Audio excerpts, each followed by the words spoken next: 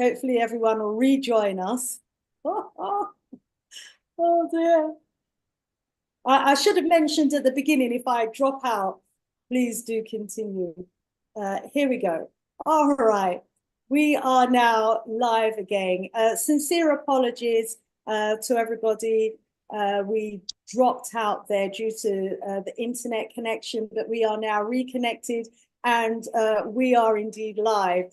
Just before we lost connection there, I was letting you know that His Royal Highness is going to be at the Pan-African conference, the PACM, African Liberation Day 50th anniversary. And that's going to be taking place in the UK. So everyone in the UK, make sure that you attend the PACM ALD 50th anniversary event.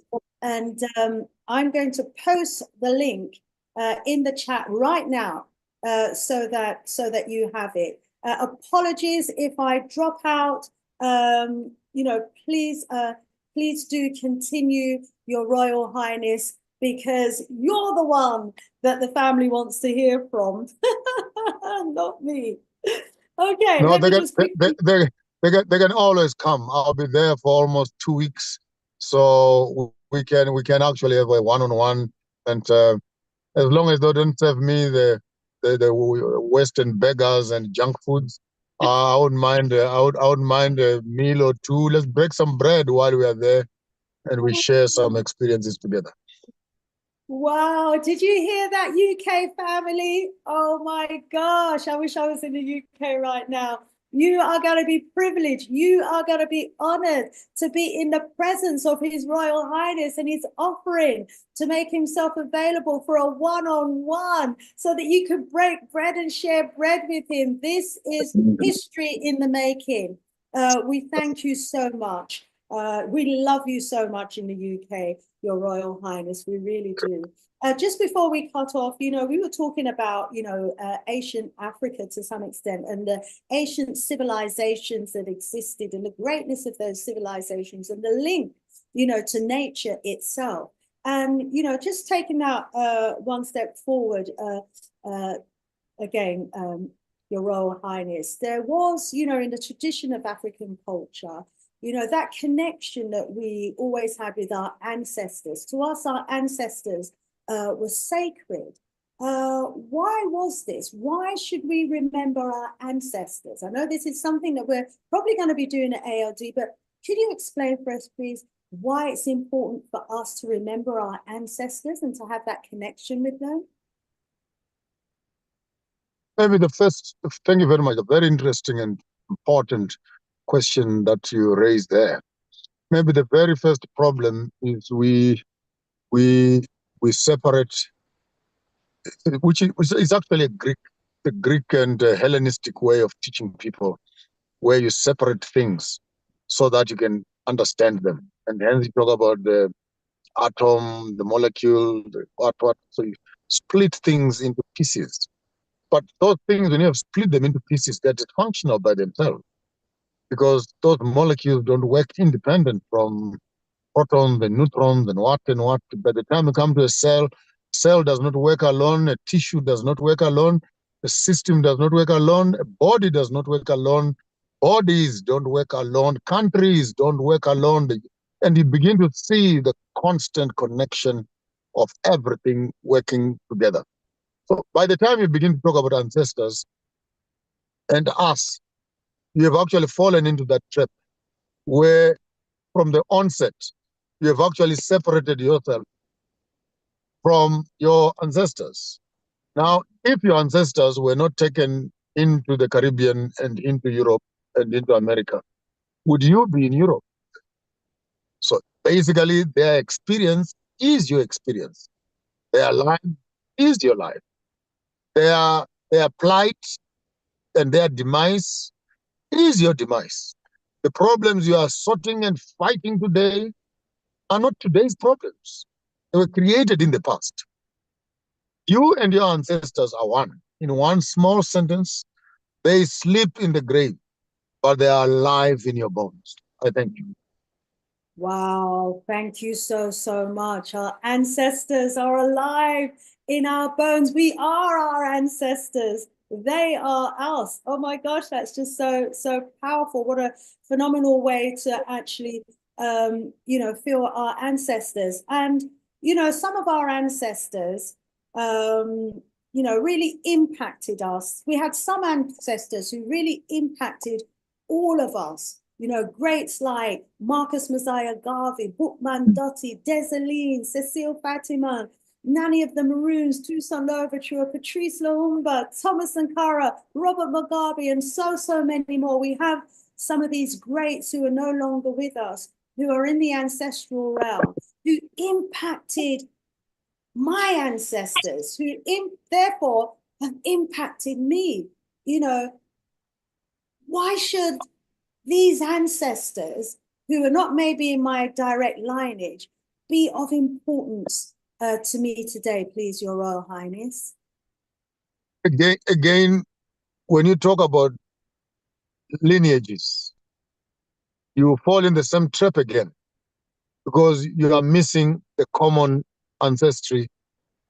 You are looking at branches of a tree, you are looking at fruit of a tree, but you are forgetting that they are all part of the same tree that is sitting on the same ground. We are all connected. The great African family, when I was in Kenya a few weeks ago, I got to learn there of the three mothers who are around Mount Kenya and Kirinyara, as they call it, Wanjiru, Wambui, and Embo. And the other woman who is supposed to be the mother of all the Ethiopians, Somalians, and parts of the Kenyans.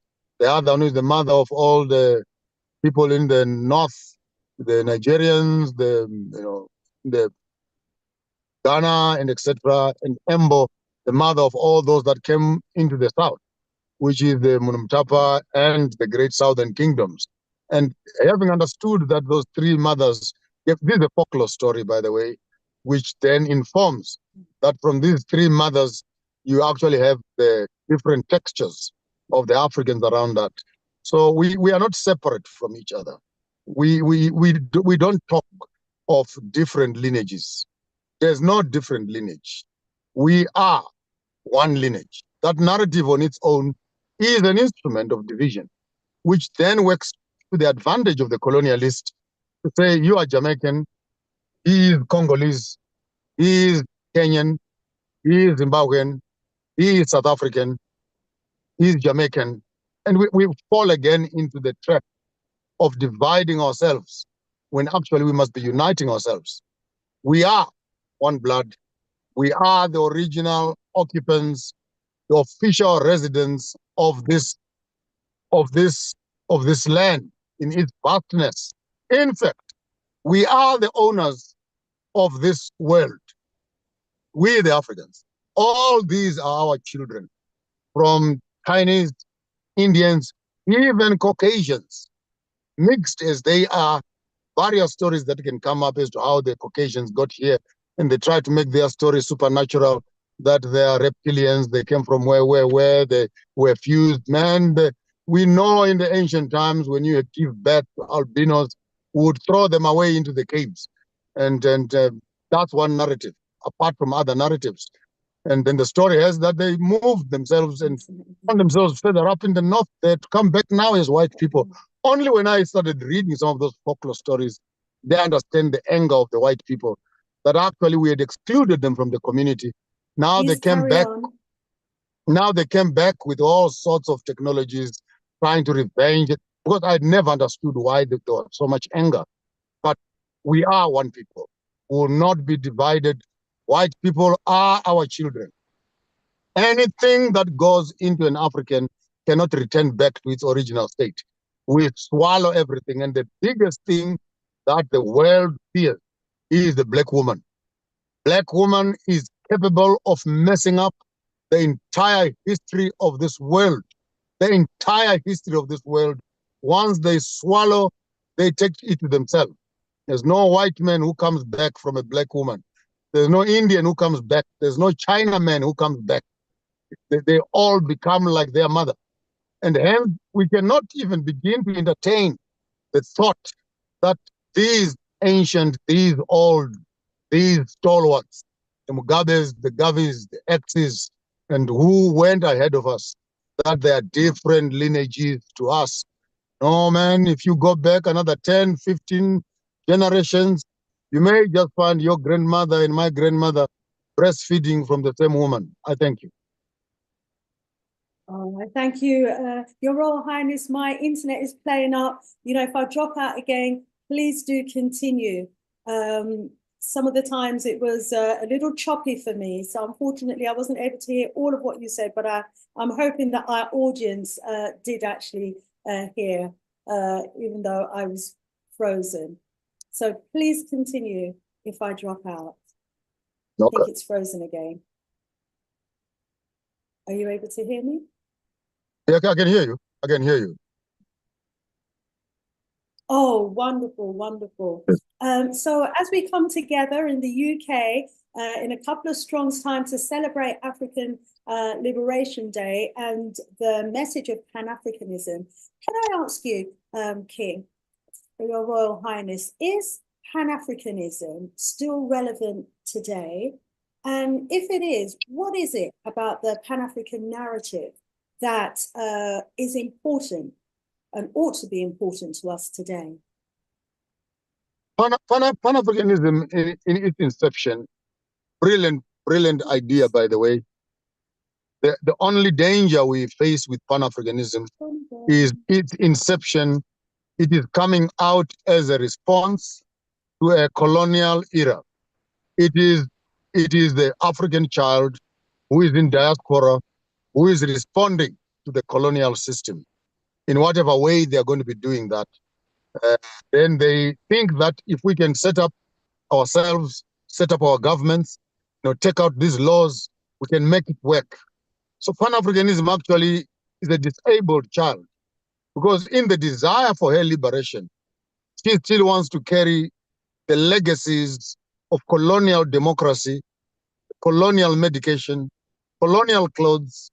Pan-Africanism does not necessarily believe in African indigenous governance systems. They're actually talking about constitutionalism, which for me becomes a threat, where you're running away from the pen only to end up in the very fire that you're running away from. It's relevant as an educational platform. It is misinformed if it thinks that it can use colonial software to run an African hardware. And I think there is a disparity and a misconception right there, where the educated Pan-Africanist who can quote all the Frantz Fanons and quote all the beautiful quotations, but goes home to buy a yogurt and buy an ice cream and buy some Nike techies while talking Pan-Africanism. You don't even know how to plant a tree or build a house. You can't even make yourself a piece of cloth. You can't even feed yourself and call yourself a Pan-Africanist. You don't even recognize your indigenous government. So there are people like us. I'm from Zimbabwe in particular. We never saw slave trade here. The only thing we saw was colonialism. And we beat the hell out of the British, out of Zimbabwe. It's one of the only places on the faces of the world where the British were beaten up and they put their tails between their legs and they ran out from the country. So we don't play no games here. But unfortunately, even after beating them up, our very political leaders, having tasted the sugar, the perfumes, the bow ties, the dinners, and the tuxedos, went into the parliaments again and continued the process, which has become a retrogressive way of looking at development, where you take the whip of your oppressor and you begin to use the same whip to beat up your own fellow man in the name of power. So if you can hear what I'm saying, that Pan-Africanism needs to come back here, and we baptize it into indigenous Africanism, not Pan-Africanism, which becomes a pan thing. It almost sounds like the pan. It's supposed to look like Africans are liberated. But when in essence, in their operation and function, particularly their thought patterns, they are fully colonized in an education, in an outfit, which is in a religion. How can you call yourself a Pan-Africanist and you're a church elder in your church? You are a deacon and a pastor. You're a bishop, and you say a Pan-Africanist. Pan-Africanized when actually you're promoting a very religion that destroys your spirituality. How do you become a Pan-Africanist when you're telling people to vote and vote for the system of governance which still destroys your people? How can you be Pan-Africanist and yet you're still planting foods that are GMOs? And so for me, this is a conundrum without necessarily throwing stones on Pan-Africanism. It's a beautiful concept because the education of the Negro, I use that word understanding exactly what I'm saying. The education of the Negro, the Afro-American, meant that they were now able to write and read and understand the colonial system. And they became a bridge of information for us, for they began to tell us the inside information of the colonial system. But you cannot come back to Africa and you want to Pan-Africanize Africa. When you come here, indigenize. You can't Pan-African. We're no longer in the Pan. We're in the indigeneity, in the inculcation, in the context of the function itself. Therefore, Pan-Africanism becomes the pretext and Africa becomes the context. And without context, Pan-Africanism is a pretext. I'm sorry for becoming philosophical. It's okay. That's absolutely fine. I'll see if I can quickly get in another question while my internet connection allows me to. My battery is now on 14%. So move as fast as you can. Okay, you've talking about democracy there. So in terms of the democracy that we had in our ancient societies, how much do we still know about those indigenous democratic systems, the norms, the values, pre-colonial times? Is there a pre-colonial democratic African system that we could go back to in terms of how our societies work successfully? Democracy is the youngest of all forms of governance, if we can talk about that. You go to China, go to Genghis Khan, go to the Red Indians, come to Africa, go to the Aborigines, take a trip, be my guest. Walk around the world and show me one civilization that was built by democracy. Zero. Because your democracy is not a democracy until you are fully integrated into the community, where the community works together for common good. And therefore, you have a big difference right there between electing leaders and appointing leaders. We believed in Africa in the appointment of leaders. And when we appointed those leaders, they were not solo workers. From the royal house, for example, I would not bother myself sitting in my courtyard, in my royal courtyard, and speak and say anything. I go there, I sit down, and I shut up. My right-hand man, my left-hand man, my headsman, and my chief, they present a case. They throw the story. They send it. This one has got a problem like this, like this, like this. Then they whisper to me. I listen. I say nothing. Then they discuss amongst themselves. They tiptoe with the idea. They debate and they debate. I call 2 or 3 of my trusted guests after everyone has spoken. I take them to camera. Did you hear what the people said? Yes, I heard. What is your suggestion? I suggest this. What's your suggestion? I say, heard this. What's the suggestion? Okay, the 3 of you, can you agree? What is the verdict? Verdict is 1, 2, 3, 4, 5. Fine, thank you. Go and tell the people. When it goes out from that room, boom, with a kudu horn on his mouth, the king has spoken. But tell me, have I said anything? It was a consensus. I don't want to use the word democracy because of the connotations that come with it, putting X's on boxes and people bribing each other to get into office. I mean, look at the American politics, look at the African politics that is swimming in the mud of democracy. But we know that democracy, the breeding ground of corruption and immorality with Western interferences. So we cannot even begin to talk about our ancient democracy. That concept for me is altogether foreign. Women, we call in Shona women, we call them Mambo Kadi. In Zulu, Nkosi Kazi, which means the woman is a king first before she is a woman. Before she becomes a woman, she's a king. So Nkosi, that's king. Kazi, female. So women are actually kings, but in the female version. Now there's no royalty setting up of a royal house that happens without the Nkosikas, the Njovukas, the aunties, the Rakadis, queen mothers, and etc. I mean, Swaziland would be a good example that the king does not rule alone. He rules with his mother on his right. So the concept of femininity and oppression is foreign again, because we believed in consensus. Young people would be young people. Mothers would be mothers.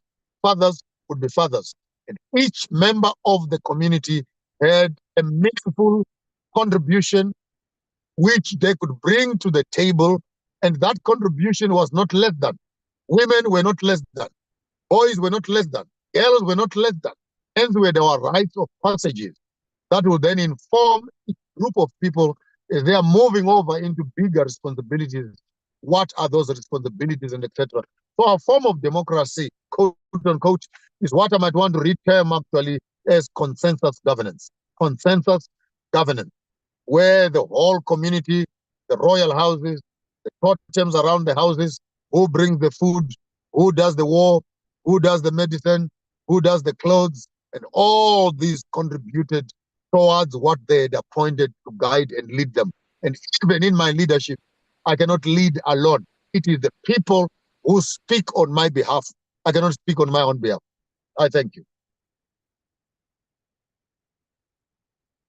And this is what you would find missing in our modern democracy, where when you elect someone into office, then they become a bulldog in the office. You can tell them anything.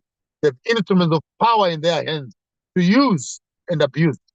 They take the whole country as their family business, where nepotism, corruption are rife. Why? Because they are accountable to themselves.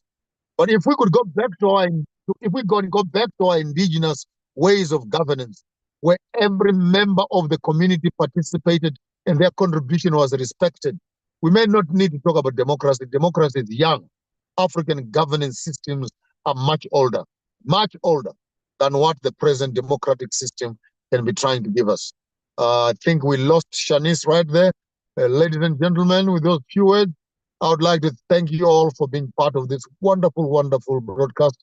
The rest of the conversations and submissions, you'll be able to get them when I land in the UK. I'm flying out of Zimbabwe here on Tuesday, this coming week. I should be there in the UK for the next week or two, doing the UK tour on the African Liberation Month. I look forward to seeing you right there. I'll try and bring a few books with me, and we come and share and we grow together. It's a family show. Bring your children with you, bring your husbands with you, bring your wives with you. We will be sharing African culture, African traditions, and see how best we can be championing ourselves in the concrete jungles which we call cities. With those few words, I thank you. Yours truly, Maponga J. Garamboko Garamashamba Huda. Kirana wana bewanji. Makumbe mwana mwisindi we shano. Iwe jiteza chino kubana wana manga. Warpedo wantambana chamo. Tamburu paru ware. Kuramiti ya so sendimi wakaramba kurima. Wakarima wani chemanewe. Wachire mangora na wapurivaya. Until I see you again, I look forward to my trip. And with those few words, I want to thank you. And thank you, Shanice, for sparing time. We're very sorry that the broadcast has not been the best, but we've done our best with the little that we had. Have yourself a wonderful, wonderful evening. I share.